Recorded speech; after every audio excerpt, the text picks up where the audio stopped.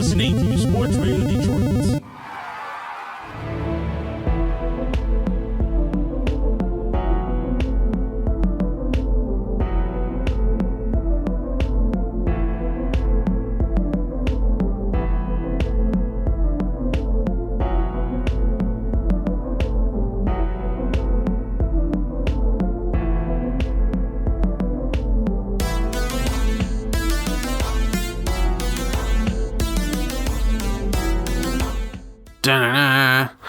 Welcome to Grave Discussions.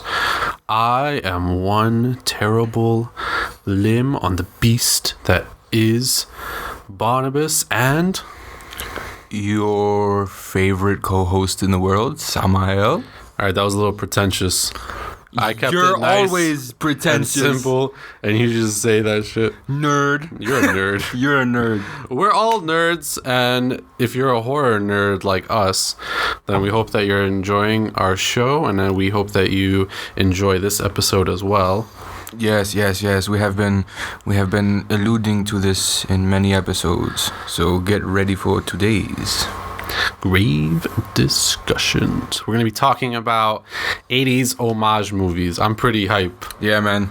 We want to talk about this for a while because there have been a few that have been overlooked. Like, they're not out there. As you see, I showed you one. What was that? Was that last week or the week before? It was like the week before. Or I don't know, last week, I think it was last week. And and, you know, you've never heard of it, obviously, up until this point. And neither have I until I did some digging. I had to Google, like, movies. Like, I Googled, like, 80s type modern horror movies. Like, that's what I had to Google. Yeah. And all this stuff popped up, and they're like... and I put in, like, Halloween homage movies and, like, Halloween ripoffs, and then... Yeah, that's how I found all those slashers. Yeah, man, and, yeah, I've just had a good time just learning about all these slashers, because I've been able to watch a bunch of cheesy 80s horror, and... That was the golden era, and it will never be topped. And that's... I don't know, bro. I just watch modern movies, and I feel like I just, like... watch someone get an abortion, you know? Yeah. I just can't do it. Wow. That's a interesting, like, analogy. Yeah. I'm not going to talk about it any further. Because we already discussed this last episode, and I don't want to get heated again. No, I feel you. But we're going to talk about happy things. Yeah, we're going to have a great discussion on 80s homage films. We've got a couple really, really good ones in stock. So. Understatement. Yeah. No, they're great. That's coming up in just a little bit. We're going to start off this episode with all the horror news that's around the interwebs. So first things first, this one's exciting, especially for you, Sam. Yes, I've been dying for this movie. So, the new Halloween that I've been talking about is coming out, hopefully by this Halloween, allegedly, right? What's it called? Halloween... I think it's just... This is Halloween? Halloween. I thought it was like something else. Oh, I guess. David Gordon's Halloween, which is a sequel to John Carpenter's Halloween. Yeah. Cool, man. So James Jude Courtney, he's a stuntman and an actor. He was in Buffy the Vampire Slayer. And he's a big dude, you know. He's bigger than the original Michael. He's like 6'3". Original Michael was about 5'10". So he was a bit on the short side, you know. Michael Myers wasn't always this Hollywood idea of this giant guy that was just gonna snap your neck. That was the cool thing, because they did the cinematography so well that they made him look like huge and menacing, and like scary. Just the right angles that you have to use, and Halloween did a good job at that. They didn't have to cast a guy like, holy shit, I burped my lungs out, but they didn't have to cast a guy like Tyler, who was like 6'8", to play Michael Myers, and then just zoom in, like, look how fucking big he is. You see the top of the door? That's where his head is. It's like, all right, we get it. But then the first one, when he came in as like with the sheet on, like as the ghost, he looked really tall. Yeah. So I don't know about this James Jude Courtney guy, but it's good that the original. In this, sequel, I guess. Sequel? Yeah. In this brand new Michael Myers movie sequel, Nick Castle, the guy who played the Shape in the original Halloween, 1978, John Carpenter's, he's going to be making a cameo. And, originally they asked James Jude Courtney, like, yo, we're going to have this guy, he's the original Michael, he's going to make a cameo in the movie. Are you cool with that? I know we already cast you as Michael and all, so we'd have to run this by you. He was cool with it. I mean, he said it was an honor and everything. And bro, if I was like, just to compare. Like, if I was cast as Jason Voorhees and somebody was like, yo, we're going to have Kane you Hodder. play, Jason in some parts, and we're going to have Kane Hodder in some. I'd be like, cool, man. I'd be like, hell, do you want to just have him do all of it? Like, that's fine. I'd be like, can I just watch him do it? And I'll be in the background, like, behind the tree, like, holding my mouth. I'll just dress up in the costume, and you can just pay me. Like, can I do the scenes where he walks from one place to another? That's all I want. Dude, yeah, so I totally understand that. You know what I mean? Yeah, I can't wait to see this. I mean, I can't recall who this new Michael Myers is. Mr. Courtney. Is that him? No, I think that's Nick Castle. Oh, okay. I don't know. sure. There's a picture on this article, but I don't know who it is. But yeah, anyway, that's pretty awesome. I mean, obviously, like, will you be able to tell that it's Nick Castle? Yeah, he has Michael. Cause see, like, Michael wasn't this like slow lumbering giant, entity. He was just this guy. He was a fucking scary guy. Crazy guy who broke out of a mental institution, killed a mechanic, took his overalls, and stole a mask and some rope. Yeah. And that's normal. You remember in that original Halloween? What? Some kids probably broke in. Right. Oh, what did they take? A mask, some knives, some rope. It's like, hey, you're not gonna like look into that? Right. Like, yeah, I'm gonna steal a Halloween costume. Might as well get my mom that knife and rope she needed. Yeah. Like, what the fuck? That's why 80s. Well, that was before the 80s, but Yeah. that's why old horror is great. It's just so cheesy. Yeah. And I can't wait to see this new one. Hopefully, even if it's not like, I heard it was supposed to have like a 80s feel to it. Because I've been looking up on this for like, it's been like a year now. More than a year that I've been waiting for this. I think it will. Since they started whispering about it on Reddit and everything. Especially since John Carpenter is like the producer or whatever. Yeah. It has to, like. I mean, that caught my attention immediately. Yeah. I saw that in a Facebook headline a year and a half, and I looked it up, and I was already like 2-week-old news, and I was like, fuck, why wasn't I informed? I follow all these pages. Like, why didn't the production company message me directly? Yeah, bro. Like, can you guys like just be like, hey, we got a new movie coming up. Everyone's a fan. You're invited to watch. Like, well, fuck, I knew I was invited. I just had to be spoken of. Come let me know, bro. You gotta let everyone know. That's real news, all right? Yeah. We don't care about how big Kim Kardashian's ass is or how fucking crazy Kanye is gone. I know. Bro, if Sam Raimi was coming back as like the director of Evil Dead, that's how I would feel. I'd be like, yo. Yeah. Like, let me get in on that like 3 months in advance. I'd be like, can I be a demon in the movie? Yeah, I'll just be like, can I be an extra just eating soup like in the background? Right? Can I just be like the guy at the diner for 5 seconds who's just staring at his empty bowl? Like, I'll just be like, just let me shake Bruce Campbell's hand and talk to him for like 5 minutes. And I'm good forever. I would give up my children to hear Bruce Campbell fart through a walkie-talkie. Like, I would. Not to that extent, bro. Well, okay. But next up, I'm really excited for that. I'm also pretty excited for this, even though I haven't seen all the movies. I've only seen like the first 2 or something. But there's a new... Scared the shit out of me back in the day. Really? There's a new Puppet Master movie coming out. Of course, when I was a kid, that scared me. Talking Toilet scared me. You ever see that movie? I don't know if it was a 90s movie, but like... There was a kid and his toilet had like eyes and teeth, and I was talking to him. I was like, "Give me your pee pee," and I was like, "Bruh." I was scared to fucking take shits. That's weird. On toilets for like 3 months. That's weird. And that wasn't even a horror movie. That must have sucked. I love toilets. I bet you do. Not like that. But I do. You heard it here live. You heard it first. So the new movie is called Puppet Master: The Littlest Reich, and it sounds very Nazi-ish. Yeah, if I remember correctly, I think one of the like dolls is like a Nazi or something. The Littlest Reich. Is that Is that what shark jumping led to? I don't know. Was it like part 1? It's an evil puppet. You know what? Part 2, it's an evil Nazi puppet. Turns out he's a German war. No, I don't. You know why I don't even think that's shark jumping? Because they barely make money on those movies. You know. I mean, still they want to keep people like. Well, yeah, but they're just continuing on with the series. It's basically what Friday the 13th. I think it's just bad ideas. And Halloween. Well, yeah, for sure. Like they're terrible. Fucking horrible. I mean, the first 2 are actually still better than anything that comes out today. Yeah, I agree. I'd rather have a terrible sequel to a good movie because it still has that feel to it. Right. It's like, wow, that was a really shitty movie, but I liked what it did and how it stayed true to the original. The special effects and CGI and shit definitely like got better as the Puppet Master franchise went on from like what I've seen, but it's still like super cheesy. I'd rather see like the 80s, like, you know, like makeup. I don't know, man. Something was different about it. Like the practical effects. Yeah, like it looked real. Like I mean, that was my favorite. when someone would just rip someone's face off and would just see it. See it, yeah, man. Even though you knew it was fake, you could see it. It was great. My favorite. It wasn't just a computer-generated shit. I agree. My favorite, like practical effects makeup. Sorry, let me, because I think a lot of people will. I think a lot of people will agree with me, and mine has to be the transformation sequence and like the actual thing itself in American Werewolf in London. The werewolf. Damn, it's been a while since I've seen that. Yeah. But dude, that is like one of the most iconic special effects makeup because they show him like growing the hair and like his limbs are like elongating and shit, and he's like becoming the werewolf, and it's like excruciating because he's just like screaming the whole time, like it's disturbing, you know. But they did all that practical effects work to make like the werewolf come alive, and that's just so dope because in the movie like the werewolf looks like really terrifying, you know, and it's all practical.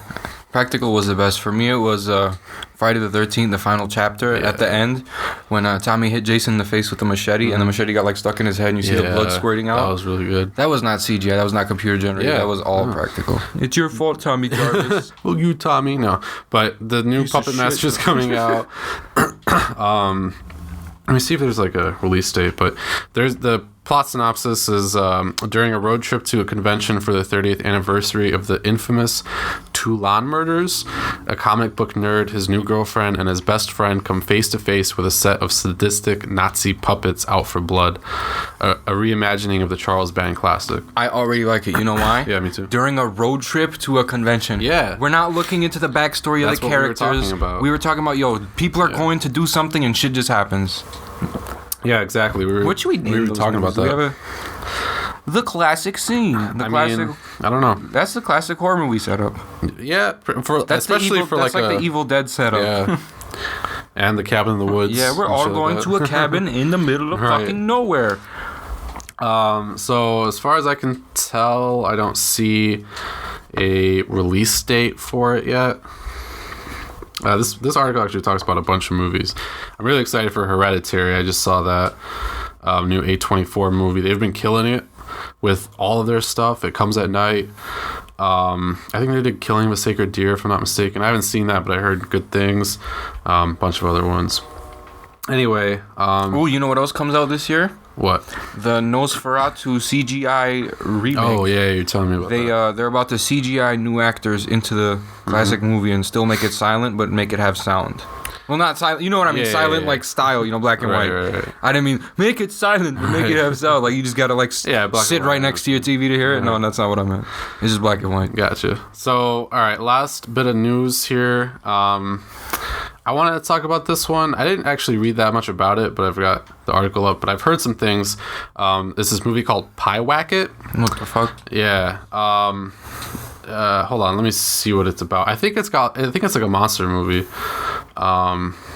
Pitchfork scarred figures. I don't know. This article is actually comparing it to Lady Bird, which I wouldn't say was like a feminist movie, but it was a female-driven film in which they kind of explore like feminism and all those kind of like female themes or female-centered themes. And I think this Pie Wacket is also about or focuses on like a young girl, but I can't really see what it's about. It kind of looks like Pie Wacket is like the name of like this being from like the woods or this, it says a demon that represents the materialization of dwelled up negative thoughts.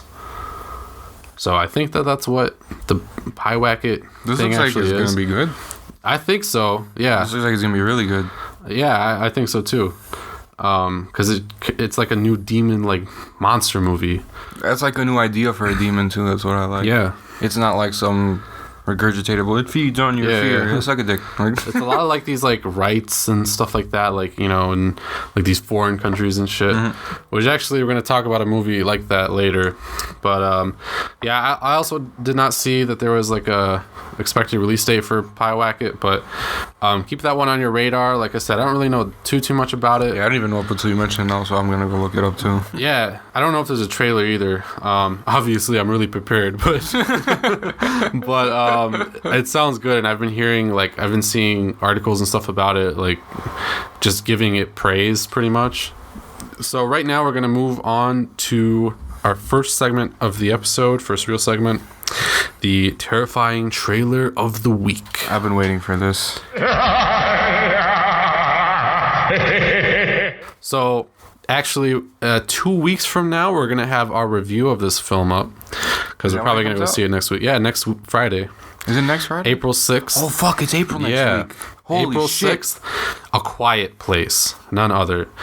If you've probably been hearing about this one, like everywhere.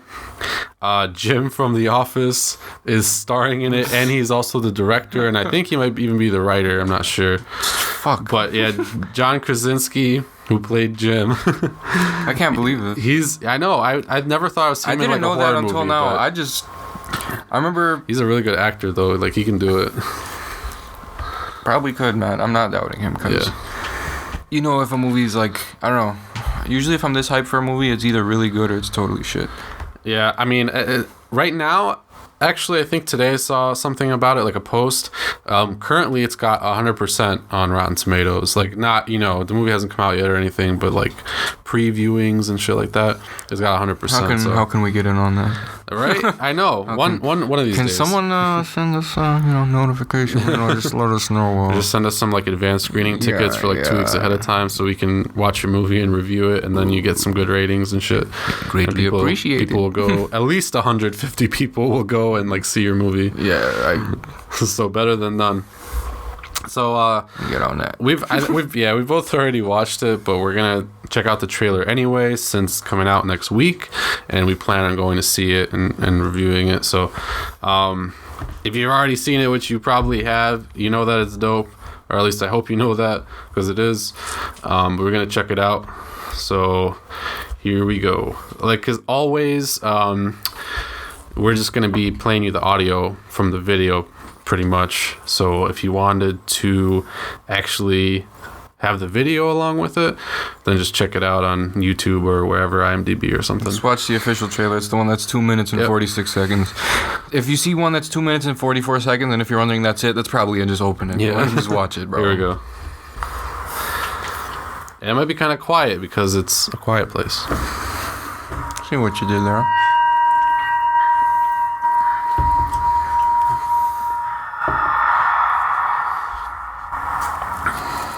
I love it already. Like, I've seen it, and I'm like, oh my god.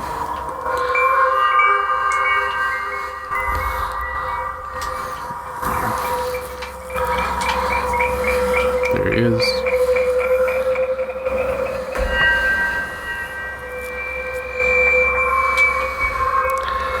Alright, that's a good place to stop it for right now. It was just quiet the whole time. Yeah. Eerie atmosphere. There's music letting you know that, like, something's near or something's keeping an eye on them. That's what it seemed like. It's just creepy. Like, even though the sun is out, something weird is happening. Yeah, even though the sun is out, you know something's wrong. There's this, like, dread. That's all in the score, yeah. Yeah, the score is really good. Yeah. I hope like this is the actual score in the film and not just the trailer. Yeah, I hope they're not just walking quietly. I mean, that would kind of be dope too, because that's like the whole point of the movie. But we'll talk about that. Let's continue. There better not be like no dialogue in this movie until 18. Oh no, I doubt it. Shit better hit the fan quick. I didn't come to watch the calm part of your life. It feels like it might be like a little slower, but not much. No, you know? Oh, okay, see, that's fucking scary. Yeah. Imagine that shit. If they can't hear you. Nah, one of them knocks that shit over.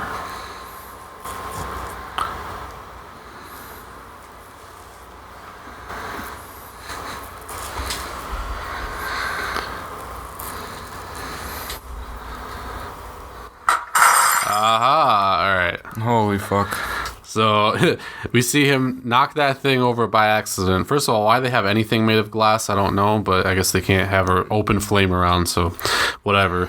But as soon as that happens, the fire makes too much noise. Put it in a jar. Yeah. What the fuck? Exactly. When does this take place? Like 1800s before people knew anything? No, bro. I think it's supposed to take place in modern times. Yeah. Good. We need natural selection. Yeah. Thank you, demons. So actually, That's what I pay you for. I think the premise is kind of that a lot of humanity may have been like wiped out by these things because we're like such a loud culture. Yeah. So these like creatures appeared and just hunted everybody, and it's only like the people like this who are like who have learned to stay silent and done what they needed to do to like not tip them off are the ones that are still alive. Like obviously the creatures are probably like there, but they don't attack them seemingly unless they make noise. So it's kind of weird. Like it's interesting, you know, like there's this mystery behind it. Yeah. And I love when horror movies especially do that. And especially with like monster movies. This is a metaphor for something. It has to be. Probably. I think it's a metaphor for how fucking loud we are. This is no mythological demon. No. I've never heard of it's you some making like noise. Crazy like monster. I don't know. It's hard to explain. Like that's why I want to figure it out. Like I want to watch this movie mainly to figure out what the creatures are and like what they look like and stuff. You know. What if it's just like a donkey with a lion head? Yeah, it could be. And then also, this movie is like pretty revolutionary as well because it's like one of the first films. Like it's not a silent movie, but the characters are actually like primarily using sign language, like ASL. Yeah, because they have to, otherwise the alleged monster they can't talk. entity comes for them. So I think that's genius. And actually the girl actress, like the daughter, she's actually deaf in like real life. Holy shit. So like that's how you know how you know it's gonna be legit because like they actually have a deaf person on set. I was gonna say that's not acting then, you know, like that's real. Like that's like if you're like, yo, you want to cast this blind guy as a blind guy, like yeah, what's he gonna do? Doesn't really matter, does it? Like fuck. Or you just tell him, yeah, he just has to sit there and be blind, like damn. Yeah. But no, the girl's actually deaf, so it's interesting having that. Like, I would imagine it's interesting having that like on set. Like you gotta have somebody special there that like knows sign language and like you can translate and stuff like that, you know? It would be a hassle just to learn it. But it adds so much to the movie. It adds like this authenticity, you know, like damn, okay, if it was all people who could actually like hear stuff and they, you know, could talk or whatever, then we'd all know that they're all acting and it's like kind of faker because of that, you know. But now it's like you actually have somebody who's deaf, so I don't know. It's interesting. All right, we'll continue.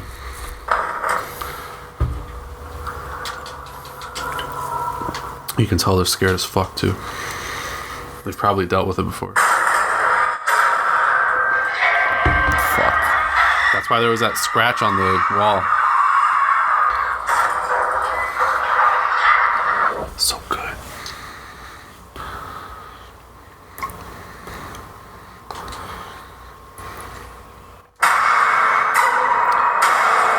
That's like their warning, right?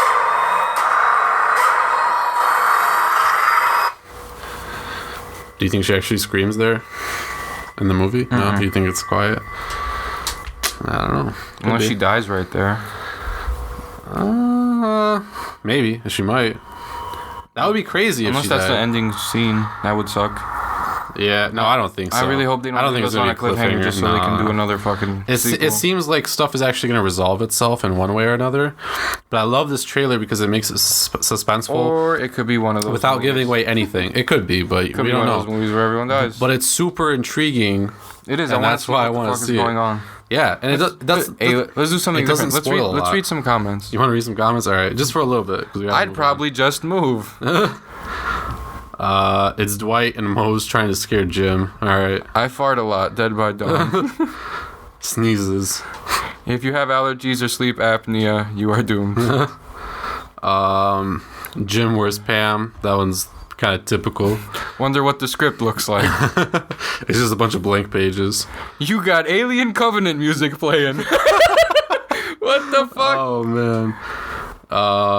Is the whole movie in ASL that makes me so excited. I'll finally have a good movie to see with my friends. So proud that they learned ASL for their part. Yeah, they did, which is also really impressive. Nice. But yeah, I agree. Like, I think that's a good comment because it adds this whole dynamic. But to answer your question, not that you're going to listen to this probably, but to answer your question, I don't think that the whole movie's in ASL. I think there is going to be some dialogue at some point probably. But I don't know. I'm willing to like make that bet.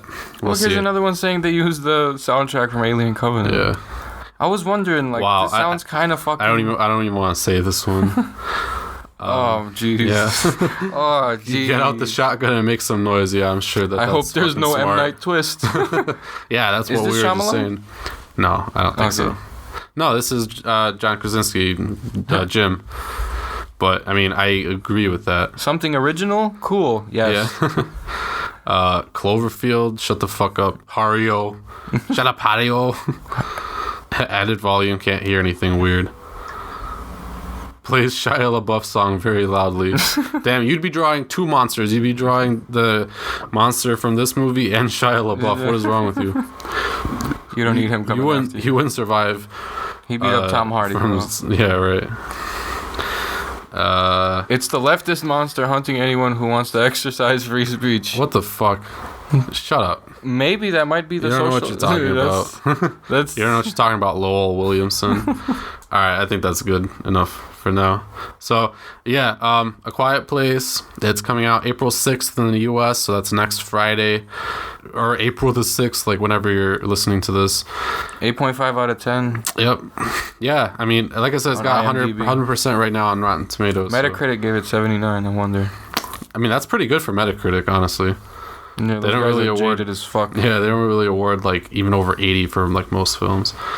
So, all right, we're really excited for that. Look out for our review of A Quiet Place. So that should be up the Wednesday following April 6th. So can't wait for that shit. I'm really excited, bro. Next up, we have one of our favorite segments. Yes. The Cult Corner. Anticlimactic. Yeah. I'm so tired. That was bad. Me too, bro. I feel you. But we're going to power through this podcast and give you guys a great one because we love all of you and we want to make a great podcast for everybody. So for this week's Cult Corner, we've got a really classic, great film by actually somebody that we were talking about not too long ago, John Carpenter. Dun, dun, dun. It's Prince of Darkness. Guess who's starring in this movie too? Donald Pleasence. Yeah, I wonder where that came from.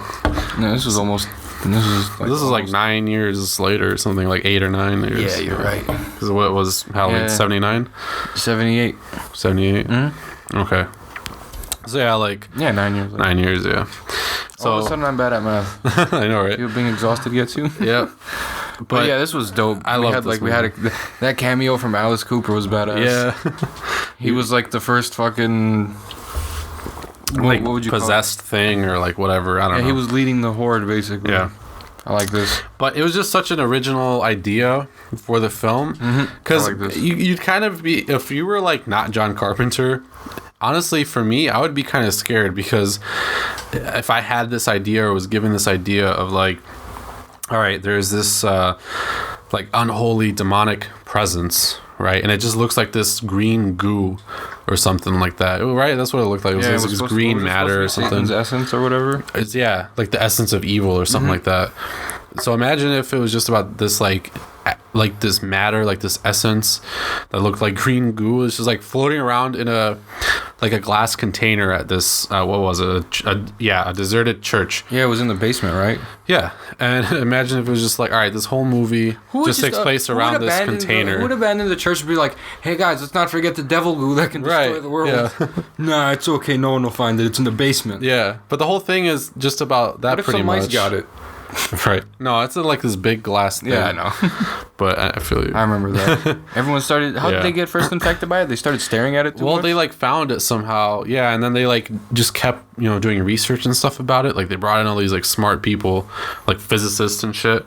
And like some people like computer programmers and stuff like that. And they used to translate the fucking the code that it was giving or something. And then it turns out it was like giving you like ancient manuscripts that saying some shit about Satan came from the... Satan is the son of the evil god. There's God and there's the evil god, like good and evil. Yeah. And Satan is the son of the evil god, which isn't canon, but But it was interesting, story. It was a nice take concept. on it.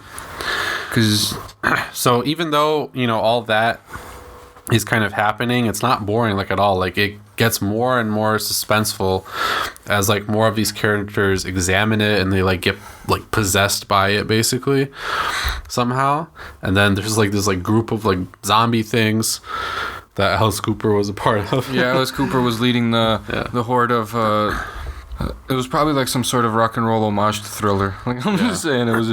But I mean, Donald Pleasance is in it. He plays the priest, and he offers like this cool parallel, sort of, because he's approaching this from like a holy, godly side, like a theological side, and all the other characters are like scientists, like researchers. Kind of what's happening now with like a lot of issues, but yeah, Dan just kind of called it ahead of time. Yeah, but he actually like believes in like Satan and all that stuff, so he has to try to convince these scientists that this is like a real threat, and they have to get out. So there's really incredible practical effects work, like we were talking about. The score too. The score is so good. The score was creepy, and the atmosphere of the movie, the atmosphere was great. It was dark. Yeah. It wasn't like boring dark, because you got those movies where nothing happens. Yeah. In this, there was like sort of like there was this tension that like something's about to happen, and then we find the goo, and then that's when all hell breaks loose, literally, and then Satan comes out. And then he tries to like summon the evil god through this mirror, right? Is that what happened? I think so. Something and then didn't someone sacrifice themselves to like? I believe so. To like push him through it. Wasn't it the girl? Yeah, I remember that. She was stuck there with the evil god at the end. Like she tackled like. Did she tackle Satan through the mirror, or did they? I think like he was like mid like transformation or something. I don't know. Yeah, like the evil god. Satan was there, but he was reaching in there to the evil god, and like he was trying to like pull him over or something. He was trying to pull him over. Something like that. But it's a really incredible movie. Like this, that's kind of what I like. Like it kind of seems like your typical like 80s horror movie in ways. Like it's got a lot of those elements, but it's also scary and suspenseful because it makes you think. Yeah. That's why I really like this film, because it touches on a lot of these controversial topics like religion, science and religion, God, science, what we kind of believe in and what we think we know to be true, like without a doubt. And there's two completely like opposing viewpoints. And it's not like what we normally think too. Like we're sometimes in this film we're kind of on the side of religion, like maybe there is more out there. Like you don't know. Yeah, you don't. I think that's what this film alludes to. Like, and I don't know. This was just one of those like, please don't make a remake of this movie. Like this was one of those. Like this was actually it's perfect how it is. I don't know if you guys ever heard of this, but this is like, I'm pretty sure it has a cult following, obviously, but this is like low key. Yeah. I mean, it's a John Carpenter movie. A lot of people know about it, but it's not quite to like the popularity as Halloween, obviously. Yeah, it's not. I think it's because it was like late 80s where people were still focusing on slashers. But honestly, I think this is probably in one of his like top 3 films. I'm not gonna I think so. Vampires, Halloween, and this. Yeah. Not in that order. I would say Halloween, Vampires. No, Halloween, then this. I would say this probably. I would say this. Vampire was great, don't get me wrong. Oh yeah, no. There was a bunch of other better vampire movies. Yeah, I would say like not that this wasn't like one of the like pioneers of it, but right. Well, they were kind of like the pioneers of making those like.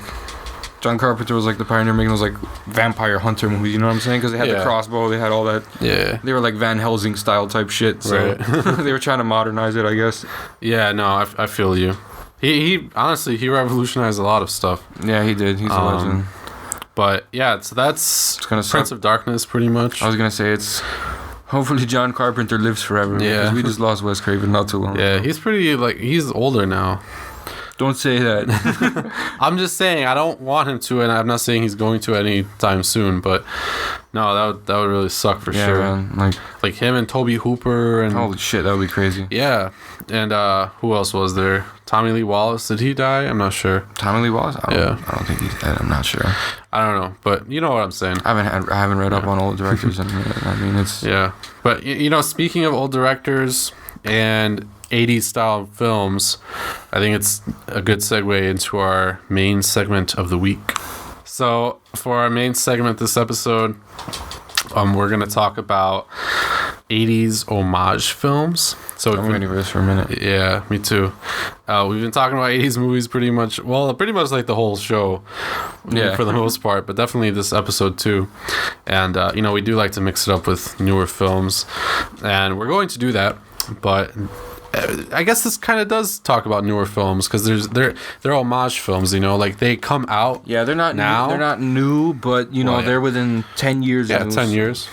Pretty much all of them, honestly. Yeah. So, first of all, before we get into naming them and all of this kind of stuff, right? I guess we should probably examine why these films exist in the first place. You know, because of like all the eras of horror, when a film is made in like a certain style, and this doesn't apply all the time, obviously, but for the most part, when you think about a movie like that, a horror film, you know, what's like the one decade that is emulated or embodied the most? 1980s. Of course. That's like because it's like the golden age of horror films. Like, but everybody now, when they think of like classic horror, it's not the 60s anymore, it's the 80s. Yeah, I mean, still Texas Chainsaw Massacre, the original one from 1974, or Black Christmas. If you watch those to this day, it'll scare the shit out of you. Yeah. I mean, you probably won't be scared if you watch Halloween, because it's like, yeah, I've already watched it 5,000 times. You know, I don't feel suspense or anxiety for the. I mean, you definitely. Like, I think in the right setting, you could. It's like, all right, movies like The Exorcist, like those will still scare the shit. It's like watching Michael Jordan highlights if you're a fan. You know, like you're just watching Michael Jordan play. Right. Like, but if you have never seen anything about basketball before and like you kind of understand it, and then you watch Michael Jordan play, you'll be like, wow, this dude was a god. Yeah, same way if you watch Halloween, you're like, Carpenter was. You'll be like, genius. I might he didn't have become homosexual for Michael Jordan. Oh, whoa. Not that I think that. Easy does it. I'm just kidding around, but you know what I mean. Yeah, of course. Yeah. But I was gonna say, like, this is why a lot of 80s like horror movies failed, I think. They tried to emulate the fact that Michael Myers was a slasher, and they think that's the only reason he was like famous. Like, oh, it was a good slasher movie. Then people started making up all these knockoff movies and shit, and then they just bombed. They were ass. They had like a budget of like $500,000. They made like $30,000. I mean, they're still cool. Like, we like watching them. And I like watching them, but you know, like they're still rip-offs because like what Halloween did is like they used suspense the whole movie. They used that trick right at the beginning. You see it from the killer's perspective. Yeah. Someone's killed, and then you see the killer's a 6-year-old boy. Yeah. Like, that type of shit. And then, like, it didn't dwell on his backstory the whole time. It's like 15 years later, we're moving on. Like, and, like, the kills didn't have, like, heads flying off and then blood gushing out of a hose out of their false cut-off heads, you know? And, like, it wasn't just over the top. Like, it wasn't... I mean, don't get me wrong. Jason was great, but, like, I feel like Jason was kind of, like, Michael Myers, but, like, the kills are, like, over-exaggerated. Yeah. Like, that couldn't happen in real life, but we get it. Like, he's like... But despite all that, like, the 80s is still kind of, like, the gold... Like I said, the golden era of horror. Oh, yeah. Because there's so much new ideas that were coming in. That's why we got all the slashers. That's why we got all those great, like, monster films. You know what I mean? Yeah. And, like, the iconic stuff, like The Exorcist. I think Rosemary's Baby was before that. That was way before. Yeah, I think. And I think The Exorcist actually was The Exorcist 81. Exorcist, I think, was or like 79, 78, I think. Oh well, sure. But you kind of think of that as an 80s. But you know what I mean, like early on. Yeah. Nightmare on Elm Street, Friday the 13th. Like the Texas Chainsaw Massacre sequels and like all those movies. All the greats, yeah. You know, they were revolutionary. Even if you kind of may look at some of them and be like, it wasn't that great of a film. You're still a fanboy about it. Yeah. Like, you still think it's, like, the greatest thing in the world. Like, that's how we feel. If anyone asks you, name some slashers, who are you going to say? Michael, Jason, Freddy. You're probably going to end it there. You're going to just give them those three. Or Cropsey. Leatherface. A lot of people don't remember Cropsey, but, the diehards. Well, yeah, we do. Yeah, we do. Fucking nerds. Yeah. But, it's just such an iconic decade. And there were so many fresh ideas, great characters, this like cheesiness factor, all that stuff. Because soundtracks. Because comedy wasn't like nowadays. If a horror movie has any like funny scenes in it, like it kind of like kills the whole tone of the movie. Like if someone's like too funny. Well, like unless they're trying to be a horror comedy. Yeah, but like sometimes they'll joke a lot, and it'll like. And then the character gets killed after he makes a joke, and it makes it seem like they were leaning toward like making a like I I don't know, too much comedic relief can ruin it. At least back in the day, they'd be like, they'd give a guy a wedgie and then they would, try to drown him, and then they'd be like, he'd be like, you guys are jerks, and then they'd be laugh, ha ha ha. It's shenanigans, not fucking, not like super crazy jokes. That's one thing I didn't like about the new Stephen King's too many jokes, you brought me to this crack house with this fucking clown. But they're kids though, you know. Yeah. And Richie always is like that as a character, basically. I know. It's just back in the day, it just seemed it wasn't more so about the humor, much more about what was actually going on. Yeah. No, I get you. But it was just back in the day, it was hey, you jerk, your mom has diabetes. Well, fuck you, Tom. And then they'd be like, that's why you're an orphan. And then they would just walk away. Yeah. And it would just be no, it's true, though. But, you don't laugh your ass off. I don't know. Yeah. It's it's ha-ha. It's just little, it's it's funny to you. It's that type of funny. But there are a lot of films coming out now that are emulating those kind of films, and they're just classic movies. You feel good watching them, just sitting down on a Friday night or whatever. Those are the shit. And just checking out an old movie, and those are the movies you go to, because I think one of the most important things that not a lot of people talk about when they talk about 80s horror films, and I think that you'll agree with this, but I think it's real, okay, is that out of all of the decades of horror, 80s horror films were probably the most fun. Yeah, they were, because they were just, a lot of them were I don't know, a lot of them were so shit that they were good. Yeah. It was just over the top. You could clearly tell that was a fake dummy head that fell off. Exactly. Yo, what was that, the one we just watched recently in the fucking... They were in the theater and that maniac escaped. Oh, Stage Fright? Yeah, that was fucking great. That was fucking great slasher. I don't think we talked about Stage Fright last episode, but we're making up for it now. Stage Fright, incredible fucking slasher film. Yeah, if you're gonna watch an 80s slasher, watch that shit. That shit was actually fucking... That's actually fucking crept good. Up in my rankings for horror movies. Yeah, I really love that. That's top 5 for me for sure. It's super underlooked. That just like Cropsy, it's super underlooked, but just like the Burning. It did great at the fucking time. So Sleepaway Camp. They remade Stage Fright, right?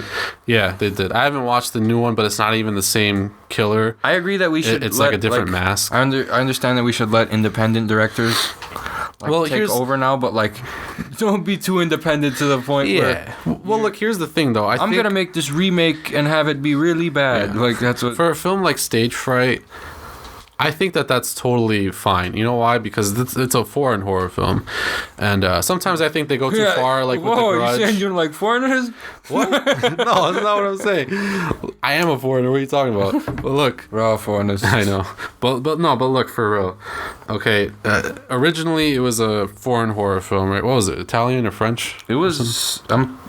I don't know. The guy was a douchebag, so I want to say French. The main guy that got killed. Remember when he pushed that chick into him? Je suis croissant. What does that mean? I think it means I am a croissant. Oh. I don't know why I said that, but I was just thinking French. Anyway, but look, that movie was great, and... It's actually fucking scary. It's foreign horror. So, in order to expose that film to a wider audience, you have to put it in English. I think nowadays so it has to be remade. The only scary shit nowadays, any horror movie period, is foreign. It seems. Yeah, kind of. They're a lot See, that's the thing. Foreign horror has a lot of directors and basically just creative people that think outside the box more so than I think America. In their circle of horror, though, they haven't had the degradation of any horror subgenre, though, we have. Yeah, I don't think so. They weren't going for money grabs. You know why, too? Because a lot of people can think of just some crazy fucking shit. Yeah. That's why I like the movies. That's why you're fucking for them. Honestly, a lot of it is more underground and at festivals internationally. I don't know, obviously, because I don't live in a foreign country, but... you always hear about the French New Wave, and there's basically a French New Wave of horror out now. Yeah, I hear everything out of France. Yeah. Everything out of Italy. Mexico too, or Spain. Spain. A lot of English movies are on the come up too. England is stepping this fucking game up, but it's not Spanish, that they never lost it. Italian. We just suck. We gotta But I mean, it's still pretty popular in America now. But it's a lot of these newer films like Insidious and Conjuring and stuff like that, which I like those. But anyway, I think we're getting like slightly off track. Those are fine, but like I would say like foreign horror, I would say it's more like not as scary as it is fucking disturbing. All right. Yeah. No, I agree with disturb that. the shit out of me because like so like when you try, it's kind of like super taboo in America to talk about some concepts, and these guys just dive right into it. Like here, we'll give it to you. Right. But basically, unless you're looking for these films in America specifically, like we do, as like a mainstream moviegoer, or like you like horror, but you really only kind of like go to the theater, watch it, and like stream it and stuff like that. You're not really going to be exposed to much foreign horror because you're not looking for it. And so usually when people see foreign horror on Netflix, they just kind of glance over. I don't want to read subtitles. Right. Well, you don't want to. Fuck you, people. First of all, I'm not. That's a whole other argument or another rant. Okay, but. Yeah, you have to, if it's good especially, you have to try to like expose it to a wider audience, and that's the English-speaking world. So I don't know if I always like remaking it and making a lot of things different, but you still have to kind of do it. So, like I said, most people won't go looking for it, but, say for like Silent House, right? It was a Spanish paranormal film. It was remade in America, and people probably didn't know about Silent House, the original, but then when it came out in theaters in the U.S., there was some talk about it, and people like went to go see it. Did it have a name change? No, in Spanish originally it is called The Silent House, but it's called like La Casa Muda or something, like it's a Spanish title. That's what it means. I haven't heard of it. I gotta check that. But obviously in the US it's called The Silent House. Gotcha. But that was a great film. Anyway, so it's stuff like this, like we have these discussions about stuff like stage fright, and a lot of real big horror fans do have these kind of discussions and think this way about 80s horror. So that's why people will usually like throw up an homage to it, so there's a bunch we can talk about. We're not going to talk about it for like extremely long time, but stuff like Cabin in the Woods. Yeah, that was great. That's we'll just do a little what's it called, like we're not going to discuss them, but we'll say like they're not in the top 10, but hey, props, like I think Cabin in the Woods probably is like one of the better ones for sure, even though it obviously it's not a straight up homage. It is in the fact that a lot of the elements like in the film, like all of the monsters and stuff like that, are references. You had the Jason type, you had the Pinhead type with the box, and Zombies. Then when you got to that underground place, you seen they had one of every type of monster. There was a werewolf. It was like the government making sacrifices to like some ancient Sumerian gods so that they wouldn't destroy Earth. So there were a lot of homages in the way of like references in that film. You've got stuff like Beyond the Gates. That's a newer one on Netflix. You could argue with me about it. I'm not really sure, but I would say it's kind of an homage because like aesthetically and story wise, it's got a lot of these elements, and they basically are like entranced by this like a VHS tape, but it's like how do I say this? Like it's conscious, like it's real, like it talks to them, but like through the TV, it's just this like woman. When did this come out? I don't know. It's been on Netflix for like a little bit. I think like 2015, 2016 or something. Is it still there? It might be. It's pretty good. Like I wouldn't rank it anywhere near the top, but I would say it's kind of like an homage. We got Behind the Mask, of course. Behind the Rise of Leslie Vernon. Yeah, that's one of the biggest ones. Yeah, I would say that's the biggest one for me. That was the first one I ever watched too. That was like an homage movie. And it was at like 07, 08? I don't know. And 08 or 09, I think. And again, that's interesting because that's kind of in the same boat because it's not quite an 80s homage movie where it like more looks like it and stuff, but it's a mockumentary. Yeah, and it explains like thoroughly like what the killer does, how he moves from one place to another. So like we get to this guy Leslie Vernon, he's basically a killer, and he has this person documenting him, and because I guess she doesn't think he's gonna really kill people. She thought she was just gonna make a documentary. So he's apparently stalking this girl, right? And he's playing mental games with this girl, and like she'll be out taking trash at her job, and he'll like stand off in the distance, then he'll like hide, and then she'll thought she see him in the corner of her eye, and then he closes the door, and like he messes with people just like Michael Myers does, and he explains the importance of that in the in the mockumentary. He's telling like the main chick like, yo, so you gotta scare her, yeah, and he explains like how like most killers can like just breathe underground, and he like apparently digs up his grandpa who was like inside of like a inside the dirt. I think he had a straw. Like, they had a straw in his mouth, and he was, like, breathing. He's like, yeah, all you need is a straw to breathe, and, you know, you can live out here, you know, people won't find you, you know. And then it shows, like, how, like, you know, when you see Michael Myers walking after someone, and then he's at another place, well, Leslie Vernon explains that you have to sprint there as fast as you can. So it's cool. It's definitely, like, this behind-the-scenes of, like, how killers do what they do. Like, the rules of 80s horror are actually, like, in the film. Like, they're understood, and, like, they have to follow them in order to, like, attain that level of status. And this had that awesome M. Night Shyamalan-style twist at the end. Yeah. Where it was revealed that the girl that he was stalking wasn't the virgin. The one that was filming the documentary was. Yeah, that was his real final girl. And she had to be the one to kill him. And there was never a sequel to this movie, but he lived at the end of the movie. Yeah. Like, they showed after the credits, he was fine. That was not fine, great. but he was alive. Yeah. Another one is The Final Girls. That was fucking They get sucked into the movie where it's a slasher movie at a campground, of course. So it's basically a Jason ripoff, but that's kind of the point. Yeah. You know, like, that's why it's an homage. Like, they're actually stuck in like an 80s horror film, but it's present day. You know, like, they're from real life right now, and they have to try and survive it using their, like, movie knowledge. And the one girl who's in the movie, her mom died, but her mom played one of the characters. Yeah. So she gets to meet her in the movie. And she tries to get her to come back with her because her mom's dead and whatever. But her mom ends up getting killed, and she has to be the one to take out, quote unquote, the maniac, who we all know is quote unquote Jason. Yeah, right. Yeah, no, exactly. That movie is a perfect example. But we've got two that we kind of wanted to highlight talking about this. And what's yours, Sam? Mine's is The Sleeper. Now, I always talk about Black Christmas from 1974. If you saw that movie had a remake. But what you didn't know is that it had another remake called The Sleeper. It came out in 2012. It wasn't an official remake, but you can tell it was like a spiritual remake. It was like, you know what Nosferatu was for Dracula. Yeah. It was like basically the same story, because in the remake of the original Black Christmas, Billy's revealed that his daughter, sister, and him are killers, and he snuck out of the mental institution. She's been out. Yeah. She's been living in the sorority house that used to be her house, blah, blah, blah. It gives him a whole backstory.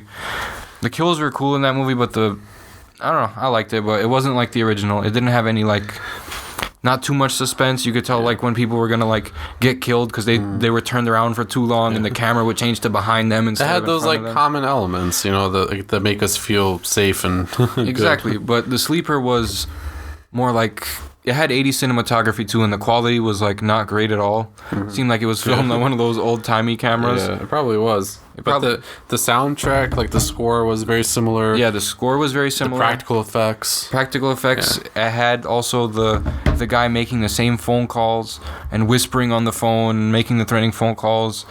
And I forgot what they called him, but, you know, the headmistress was like, oh, to the cop, oh, this guy keeps calling here, just like... You know, in Black Christmas, the girls that lived at the sorority house were like, hey, this psycho keeps calling us, and he keeps moaning on the phone. Yeah. But in this one, you know, the detective takes it seriously. He stays with them. He ends up getting clobbered by this white-eyed guy, so let's start at the beginning. The killer was creepy. So there's this guy calling this sorority Black Christmas style. Okay, he's like, it shows him in, like, a basement, and he has a bunch of girls' faces, and one of them is like... Not their faces, their pictures. Yeah. He has pictures of their faces. Like, right, it's not like their literal faces hanging on the wall. That would have been a better idea. Probably. He just takes those after he's done with them. Right. That's sick. But anyways, you see him in the basement, and he, like, crosses out the girl he's about to kill, and he puts Z by her. That's why it's The Sleeper. Yeah. We just know he's crazy and he's just killing girls he's stalking. We didn't know that in the original Black Christmas, like, that he was stalking anybody. Yeah. It was revealed that the guy was living in the house. This guy wasn't. He was living in the school. Yeah. But he was still, like, hunting them. Yeah, which was fucking weird. How do you not know you just have a murderer in the basement of the school? Yeah. Like, there's no janitors? Yeah, somebody has to go down there. Unless he is the janitor. That's too convenient. Yeah. Maybe. And, you know, the girls start disappearing one by one. They get missing persons reports, and this guy just always comes out of nowhere and just either clobbers somebody with the hammer, cuts their throat, hangs them. Some shit is always happening. It's like more like high paced than the original Black Christmas because there's more shit going on, but it had the exact same atmosphere, like the really really really similar score. I thought all the kills were like great too. Yeah, the best part is when the detective was looking out the front door and this guy just came up running behind him with a hammer and just clobbered his shit. Yeah. The running scenes though, like they were really good. Yeah, I love a good running kill scene, just like in The Strangers, you know. Yeah, man, like there's not many like chases nowadays either. Yeah. Like that's what this movie had at the end. Like he chased her down to the school. She got the upper hand on him. He grabbed her, and apparently she like blacked out, and like the officer shot him or something. That's why these movies are so great, because they know what made 80s horror films like memorable and iconic, and they take a lot of these elements and put them into contemporary films and like stuff that we know, like, oh, this movie came out in 2016 but it looks like it was shot in the 80s, or like has elements from the 80s. Like that's cool, like it doesn't mean that you just have to watch 80s horror, but if you do and you watch these movies and you're like, oh, this is cool, like they did this. I remember after I watched this movie I was just like, shit, I gotta show someone this. That's how I felt. I don't know why it was so key. The Sleeper 2012, look it up. That's why I was so excited while I was watching. I was like, damn, they use this like great like practical effect makeup for like the face when he just like caves her face in and shit. Yeah, you could tell it was a dummy, but like kind of not. But it was like, cool. It was cool. Like I was like, damn, that's so 80s. Mine that I wanted to talk about was The House of the Devil, and if you're kind of a more independent horror fan, then you've probably heard of at least or seen this one yourself. And I love this film. I honestly think it's one of the most underrated horror films that have come out in like the past, I don't know. This movie came out in like 2012, 2013 or something like that. But it was just really good. It's pretty slow. Like it's definitely a slow burn horror film. But so was Halloween though, so. Oh yeah, those are always the best. But I think this one's even slower, honestly. But it's not so slow that it's boring, because there's so many other like interesting parts of the film, like the whole atmosphere, the tension, the mystery, and then it throws in these like crazy scenes in between all that stuff, like stuff that's not even happening at the location, like in the setting. Like, is it relevant to the film though? But it is relevant to the film. Okay. But you kind of have to piece that together, sort of, like there's some cool mysteries. I think it's really good, and it's such a clear 80s homage film because, first of all, it's set in the 80s, so there you go. And not only that, the score is very 80s, all the cinematography, and probably the most important thing, no digital effects. No digital effects. It's all like practical effects, and I think it was actually shot on film, like real film. I could be wrong. It could be digital, and they could have added some like effects to it, but I'm not 100% sure. But it looks like it was filmed on actual like movie film. See, the thing with that 80s score is like I don't know, if you take the score out of a lot of these movies, they probably wouldn't seem so scary.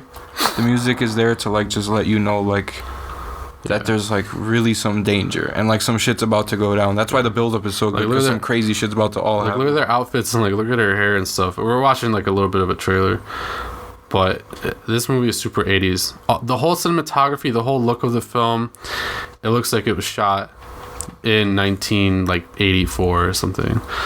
So it's such a clear homage, and I don't know, I just love it. The dude from Your Next is in there, the main, like the boyfriend guy, and God, what is her name? She's been in some stuff recently. Jocelyn Donahue, that's who. Also Tom Noonan, that really tall motherfucker, is in this film. It's just a great movie because it's kind of like quiet, I want to say. That's how I want to describe it. But it's super tense. Greta Gerwig also stars in this, for any of you like Lady Bird fans. And there's kind of a big build-up, but it's worth it, And it's kind of a simple twist at the end, too. but it's really effective. I don't know. You just have to watch it.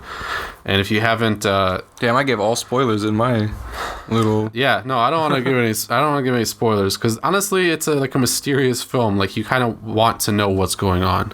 You know, like there isn't much given away in this movie. Look at the tagline. So that's why I'm not giving Talk on the away. phone, finish your homework, watch TV, die. Yeah, how great is that? That's great. Isn't that so 80s? So I don't know. I love this movie. I can't watch it that many times because I'm always like, I already know what happens. I just want to get to the end so I like can see what happens. But no, it's a really good movie, and I love the director too, Ty West. He's done a lot of other great like slow burn horror. He did The Sacrament, The Innkeepers. I love The Innkeepers, great ghost movie. And he was a director on VHS, and then he's done some other stuff. He did Cabin Fever 2. ABCs of Death. He did M for Miscarriage. Yeah. He's done some other TV shows the Scream and stuff. TV series? Yeah, he directed an episode of the Scream TV show, so he's pretty well known in the horror community. I heard something like he's not going to be doing any more horror films, which is, I don't know. He did the Exorcist TV show that'd be too. fucky. He recorded an episode. Yeah, so yeah, he's great. Like he knows how to build tension. Like that's what I really like about him as a Cabin director. Fever 2. I don't know about that. Yeah, I don't know about that. Cabin Fever 2 is pretty alright. But to conclude our main discussion here, I feel like 80s homage films are so important because it really helps kind of bring back and highlight this different era of horror in our culture. And it's that whole decade has influenced so much of our movies now that I think it's more of like a tribute, you know, and I think that's important to have. And it kind of takes you back to like a different era, especially for us because we weren't born in the 80s. It has its importance in like those respects, but like I don't think it being a tribute movie is like the most important thing about it. I think the fact that it's bringing a lot of those old elements back. Yeah, exactly. Like even like the old score. Like we don't need like in every like, you know, right. demon movie, like the Insidious sound. Like we don't need that. We don't need, you know, quietness throughout the whole film. Like and then just one jump scare and then the score sounds like there has to be some sort of tension. Otherwise, like there's like no context really if there's no score. Like, and you know, honestly, you don't know what's gonna happen. You don't know how to feel. You don't know how the director wants you to feel during the sequence, and it just feels dead. So they need to. Nowadays, movies need to stop doing that. Everyone dies. Shit. Everyone's getting that from Paranormal Activity, and it's bullshit. Stop doing that. Yeah. Bring back some of the older elements. Use some like. Stop putting CGI in the fucking film. We can tell when it's, especially when you independent directors. I see them when they use that cheap, sometimes it's really good. Cheap fucking CGI. Sometimes it's really good, but practical effects are just so much more effective. You know, it take longer, but I don't know. Well, just don't have your guy dying for more than one scene. Yeah, it'll be fine. Like, no, that's true. So that's kind of what we think about those kind of films. I think they're super important. I love watching them. Let us know what you think. And you know, if we missed a couple like good 80s homage films, please let us know. You know, we don't always get to like think of all the ones that we want to talk about. Even if we like know about them, it'll just like slip our mind. So yeah, and even if we didn't know about them, by the time we find out, like it would take a lot of catching up. yeah, exactly. It's a lot of movies to watch. Our last segment of this episode is going to be the one, the only, chopping block.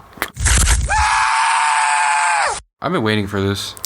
Yeah, we watched this movie a couple weeks ago, but it's still pretty fresh in my mind. Hell yeah, I remember this clearly. And this week's movie is going to be pretty newly released on Netflix, The Ritual. How long has it been, like a month now? Something like that, I don't know. But it's a Netflix original. I didn't watch it until you told me, like, hey, watch it. I mean, I saw it all the time. February 9th. So yeah, it's been a little more than a month, yeah. But I bet there's like people like me who just scrolled over and were like, hey, I don't want to watch that in the woods bullshit. Like, it was a really good film. It was good, yeah. Originally, like I don't know, all those in the woods movies disappoint me because it's either like a witch or a monster. Yeah, like, which this was. Yeah, but we got a better glimpse of it. Yeah, and it was actually revealed. Yeah, and what it is, we kind of like knew, like it wasn't explained in full depth, but it was near the end of the movie. But it was a really cool concept. Yeah, it was. Which it wasn't what I was thinking it was going to be. I thought it was gonna be some crazy shit. I mean, yeah, but you didn't know it was gonna be what it actually was. No, I didn't know it was gonna be. They kind of draw some hints. The son of a god, like. Yeah. Well, not even that.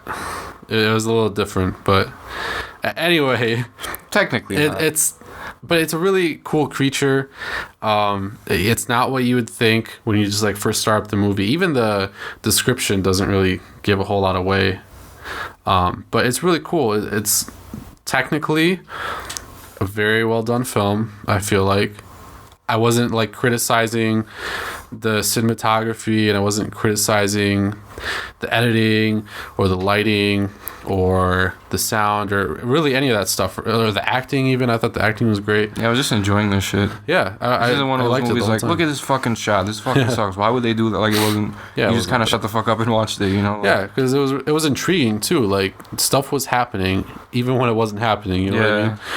And there wasn't many of those moments where like something wasn't happening, but it was really cool. It brought back that, you know, you hear a noise that couldn't possibly exist somewhere like in the woods, and you try to go like look for it, or you try to run away, and it ends up getting closer and closer and closer, and then eventually it really picks up and you kind of like learn what it is, you know. Like I don't know, I like those kind of movies. Yeah, I do too. Like there's like a sense of like, and I like the fact that they don't show what it is. Like, yeah, they show enough of it though. They don't show like just 5 fucking seconds. Like, you remember Blair Witch, the new one? Yeah. You don't see her until the end, and she's just like this, like yellow, like this giant lanky, thing. like, this lanky ass piece of shit. I mean, I liked that, but yeah, that was cool. It was only for like a little bit.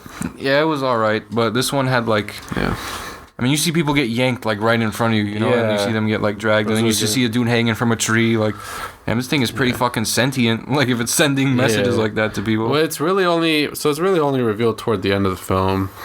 But it wasn't like a 5-second thing, and it's like, it was like a good portion, like 20 minutes at least, 20-30 minutes. But you see glimpses of it here and there when it starts killing people, and I just think that adds a lot of tension. It adds like enough stuff in between where you can get kind of hype. There were multiple times where we were just like, did you see that thing behind the tree? And then we had to like go back and like you had to rewind it just so you could see it. I thought it was gonna like be some like crazy fucking twist, like, oh, it's one of them, you know, like right. Yeah, no, I was thinking that too, because like especially the main character, basically they're going on this trip because they were planning on it anyway, but now just to celebrate. Not celebrate, that's the wrong word, but honor the death of one of their like one of their gang, basically, who like him and the main character were like held up at this liquor store or something, and the friend died. So it's kind of in honor of that guy. So it's 4 buddies going on this like hiking trip, and they try to cut through the woods, and basically, you know, weird shit starts happening. But there were a lot of really cool, like, trippy elements, mainly with the main character. Like, he would see these scenes kind of flashing back to, like, the night where he watched his friend die, but they weren't really flashbacks, you know? Yeah. They were, like... He was just having, like, PTSD attacks. Yeah, but they were, like... He felt that they were really real. They were, like, hallucinations, basically. Yeah. So, that's why, for a little while, I wasn't actually sure, like, what this thing in the woods was. Like, I had a lot of theories, which now looking back at it does kind of make sense why all that stuff was happening to him, which I don't want to give it away, but it was really cool. It made you think. The creature was awesome. The premise was really good. Yeah, it seemed like the creature was like a metaphor for like the embodiment of all this guy's guilt, because he felt responsible for the death of his friend, and you know damn well, since he caused his death, causing these people to come to the woods and mourn his death, he indirectly caused their deaths too, and that monster is like, you know, he killed his. So it's like one of those guilt trip movies. But not like the Babadook. No. So if you're thinking like, there's a real monster in this shit. If you're thinking like about that film, when you hear that, I promise this movie is definitely worth watching. I really like I like the Babadook, but I think I might actually like this movie a little bit more. I don't know, I like the Babadook because it was about a demon, so you know I'm more into more to the paranormal than monster movies. But then we find out the Babadook's just fucking guilt and that kind of. But this isn't really, like, without giving anything away, really, this isn't really that. So check out The Ritual. We are not chopping this film. We definitely recommend that you go see it. It's out on Netflix. Just check it out. And if you're looking for like a good like monster movie that makes you think and is actually scary and like atmospheric, this is definitely, I think, the right one. So Yep. This movie, I give it 2 horns up. Yeah, definitely. So that's the chopping block for this week's episode. Before we wrap it up, I just wanted to kind of say one thing, kind of offer something to our listeners. If you've made it this far, thank you. We were expecting it because we're so entertaining. No, I'm just kidding. Douchebag. No.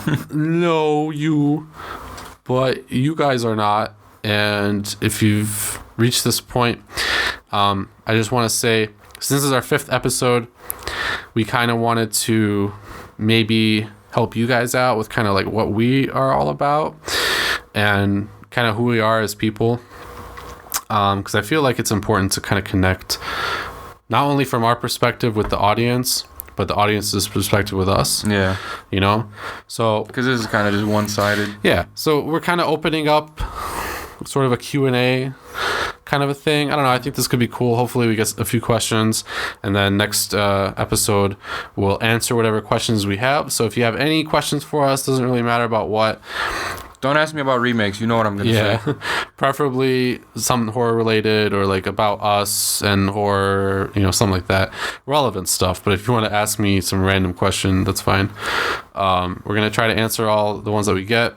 So ask us whatever you want. Just like post in the comments on Facebook through the Sports Radio Detroit post or on Podbean or like the SRD website or any of that stuff. You can just post, or if you know us personally, you can, you know, get it to us however you can get it to us. Preferably Facebook.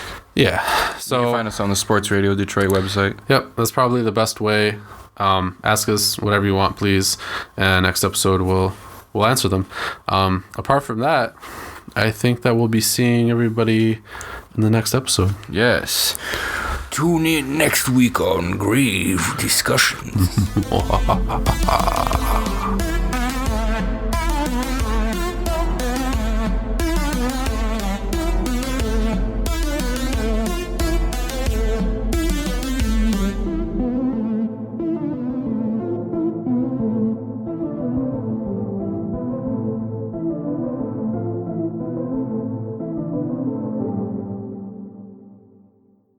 This has been an SRD production.